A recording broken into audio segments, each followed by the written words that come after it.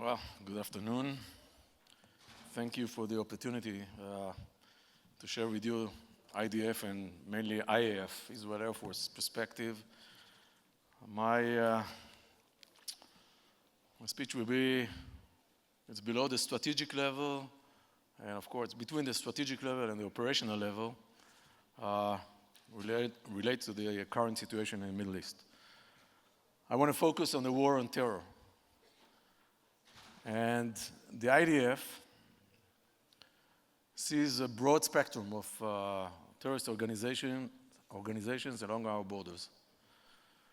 From the extreme Sunnis, one side, Muslim Brotherhood related organizations in the middle, and on the other side, the Shiite terrorist organizations. Right now, it's quite understandable that the whole world focus on the extreme Sunnis, but we see the whole spectrum. And don't forget that the main generator of instability in the Middle East are the Shiite organizations. All of those organizations right now are focused, I would say, regionally focused. But they have global aspirations. We've seen some impacts lately with the Russian plane and, of course, Paris. But if you checked their ideology, it does not, I would say, limited in the boundaries of the Middle East. You can find, for example, a lot of Shiite agents in South America, what they're looking for there. So it's not just a regional issue, it's also a global issue. For the time being, they are focused regionally. About the IAF, the Israeli Air Force, I would like to talk about P3. What we are focusing is protect, prepare, and prevent. Protect is quite obvious, to protect the state of Israel, our citizens. I won't elaborate on that. Prepare also, it's quite obvious, because we, of course, an ongoing process, 24/7, to prepare ourselves to a variety of scenarios all over the Middle East. This is our duty.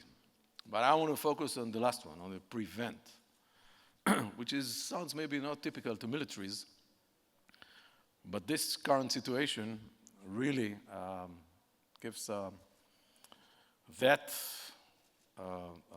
part, preventing war or escalation, a significant meaning. The borders around Israel are highly flammable. Not because militaries are intending to invade Israel right now. This is not the case. The case is that even a single terrorist action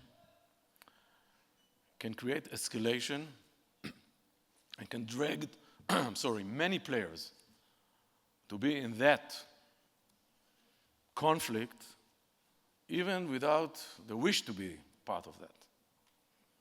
It can be created by a ground activity on the ground.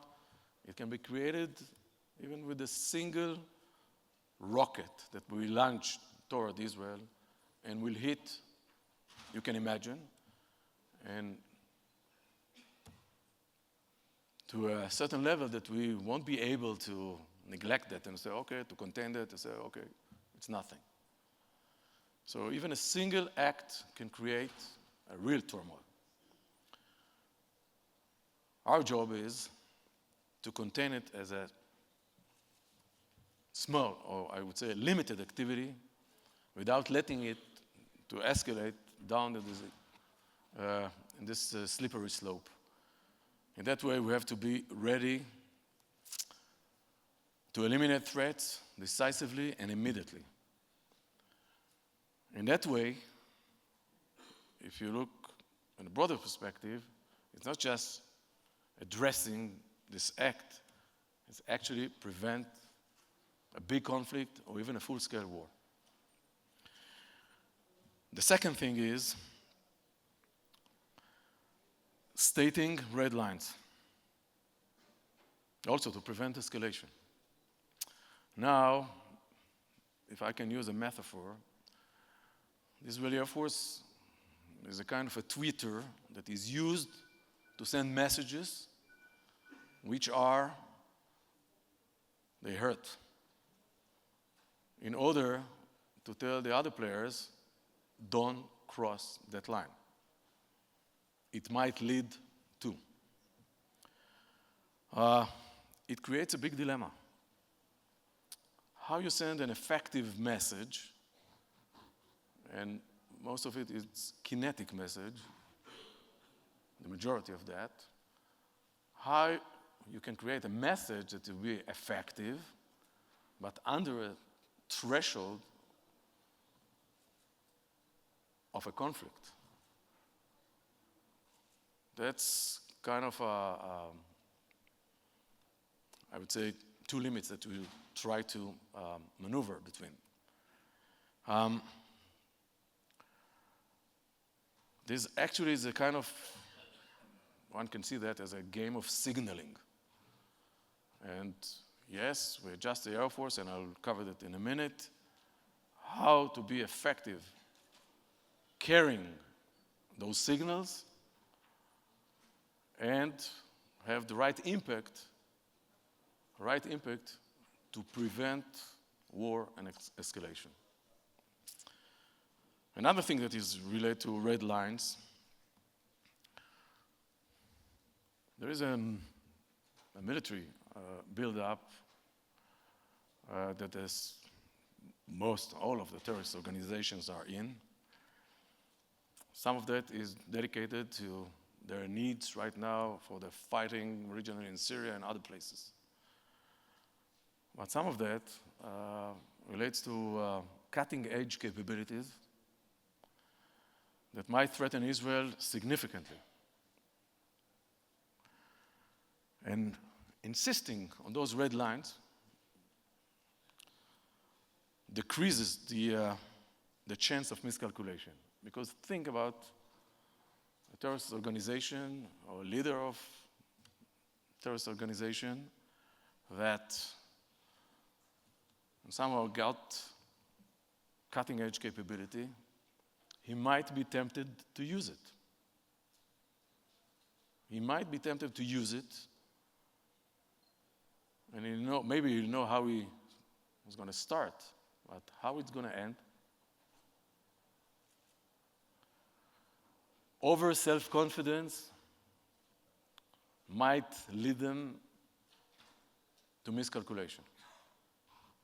So insisting on red lines also decrease the possibility of miscalculation and prevent war.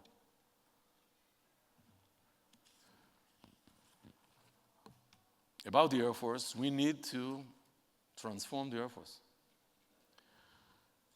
Air Forces are considered to be, big sticks. It's a big stick that can hit and whatever. Yes, it's true.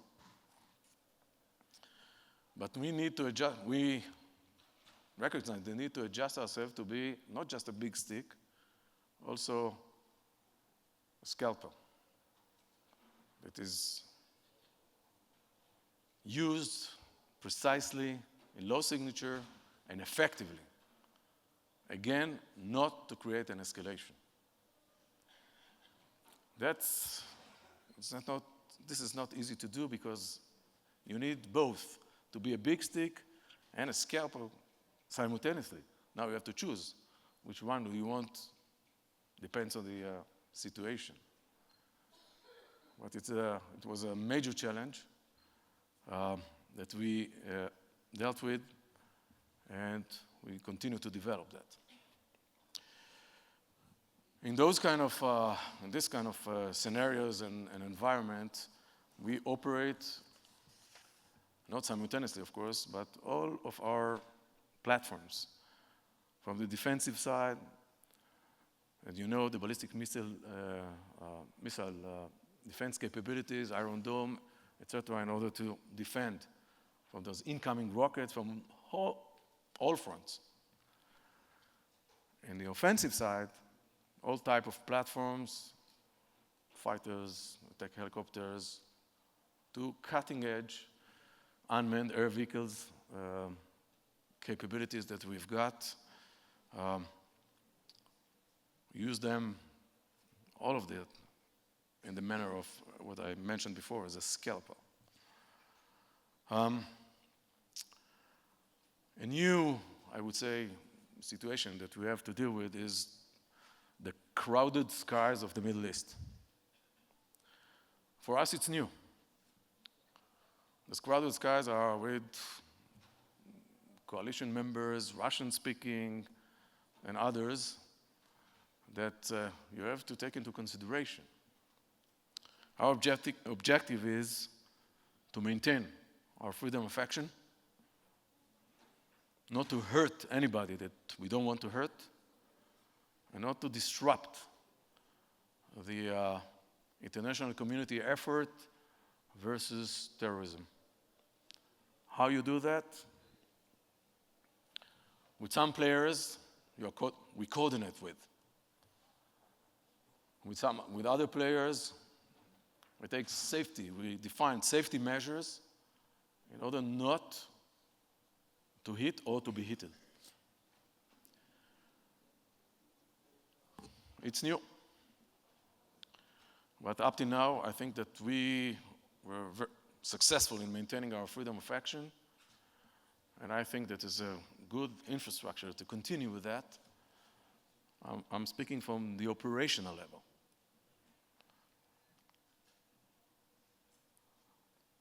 Last thing related to the Air Force, air power in this current situation in the Middle East can be considered as a bridge between countries that share the same interests.